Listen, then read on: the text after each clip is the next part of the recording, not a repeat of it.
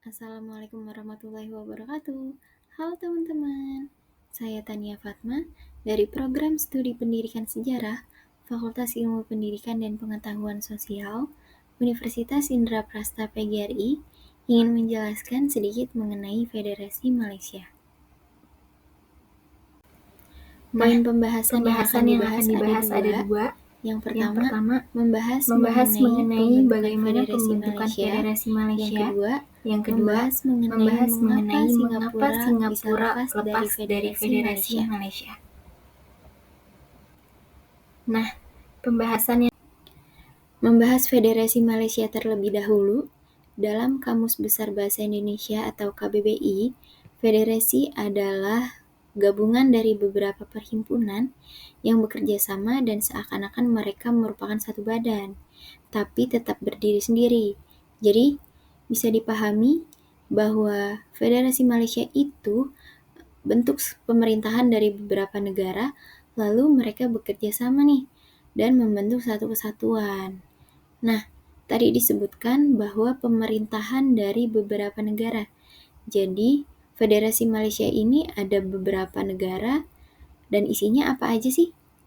Yaitu ada negara-negara bekas jajahan Inggris di Asia Tenggara, yaitu ada Malaysia, Singapura, Sabah, Sarawak, dan Brunei.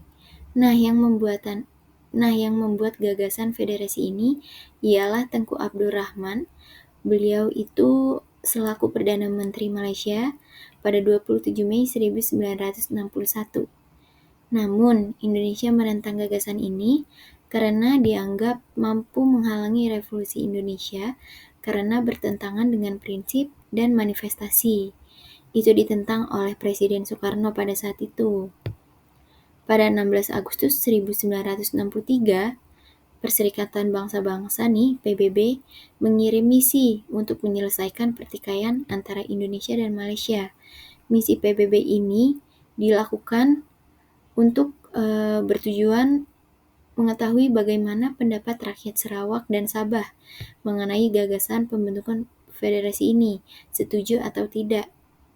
Lalu, hal ini ditanggapi oleh Tengku Abdul Rahman, yaitu dengan menunda peresmian pembentukan federasi pada tanggal 31 Agustus menjadi 16 September 1963. Pada tanggal 14 September 1963, PBB mengumumkan hasil misi penentuan pendapat rakyat Sabah dan Sarawak bahwa ternyata mereka, sebagian besar dari rakyatnya, mereka menyetujui pembentukan federasi tersebut. Bukan hanya Indonesia yang menentang pembentukan federasi ini, Filipina juga keberatan atas gagasan itu, sehingga semakin banyak pertentangan. Hingga Indonesia memutuskan untuk melaksanakan politik konfrontasi yang ditandai dengan membentuk kebijakan mengganyang Malaysia.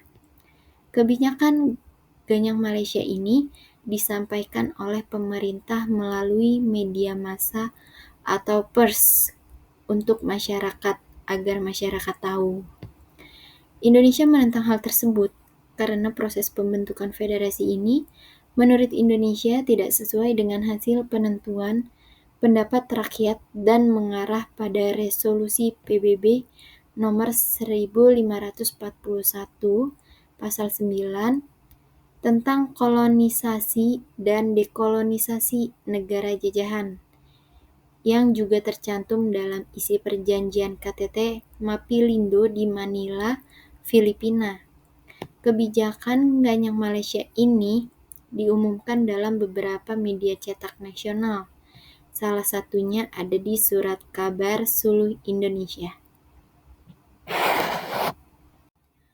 Masuk ke pembahasan mengenai Singapura lepas dari Federasi Malaysia, dan ternyata bergabungnya Singapura di dalam Federasi Malaysia itu nggak berlangsung lama loh. Karena ada berbagai isu-isu, ada berbagai permasalahan politik dan ekonomi yang memang menyebabkan terjadinya konflik yang besar antara Singapura dan Malaysia di dalam federasi tersebut. Malaysia itu tidak ingin dominasi politiknya tergantikan oleh etnis Cina, dan sedangkan pada saat itu Malaysia merasa terganggu dengan tuntutan dari Singapura untuk menjadikan Federasi Malaysia ini tidak hanya untuk etnisnya saja, tetapi untuk Malaysia yang terdiri dari etnis Cina, Melayu, dan India. Ada beberapa faktor penyebab Singapura lepas dari Federasi Malaysia, karena adanya persaingan politik antara Singapura dan Malaysia. Semenjak awal proses pembentukan Federasi Malaysia juga, memang hubungan antara Singapura dan Federasi Malaysia kurang berjalan dengan baik. Berbagai perbedaan itu membuat hubungan Singapura dengan Malaysia yang isinya penuh dengan persaingan. Itu. Juga adanya konflik pada tanggal 31 Agustus 1963 tanpa sepengetahuan Tengku Abdul Rahman, beliau selaku Perdana Menteri Singapura, tiba-tiba mendeklarasikan kemerdekaan Singapura. Tengku menyebut tindakan tersebut sebagai suatu bentuk penghinaan bagi pemerintahan federal, karena bahwasannya penundaan pembentukan Federasi Malaysia sudah disepakati peresmiannya pada tanggal 16 September 1963. Namun, mengapa sudah mendeklarasikan Singapura? Kan gitu. Terus faktor lain penyebab Singapura lepas dari Federasi Malaysia itu adanya kerusuhan etnis di Singapura tahun 1964. Di tanggal 21 Juli diadakan perayaan kelahiran Nabi besar Muhammad SAW di Singapura. Nah, pada saat dilakukannya perayaan itu, terdapat beberapa kelompok orang yang melakukan tindakan provokasi terhadap etnis Cina. Lalu, setelah itu etnis Cina melakukan pembalasan dengan berbalik menyerang etnis Melayu. Pada tanggal 9 Agustus 1965, Tengku membawa rancangan pemisahan Singapura dan Federasi Malaysia ke dalam sidang parlemen. Sehingga di 9 Agustus 1965, Singapura resmi berpisah dari Federasi Malaysia. Sehingga 1965 Singapura keluar dari Federasi Malaysia dan menjadi negara merdeka nih dengan Lee Kuan Yew sebagai Perdana Menterinya pada saat itu. Nah, kesimpulannya, keseluruhan konteks sejarah pembentukan Federasi Malaysia itu adanya konfrontasi antara Indonesia dengan Malaysia serta keluarnya Singapura dari Federasi Malaysia. Hal itu menyoroti kompleksitas dinamika politik dan ekonomi di Asia Tenggara pada saat itu. Nah, itu saja yang bisa saya jelaskan, tidak terlalu banyak, namun saya berharap bisa menambah pengetahuan untuk semua orang yang melihat postingan ini. Terima kasih atas perhatiannya, mohon maaf banyak kekurangan. See you, wassalamualaikum warahmatullahi wabarakatuh.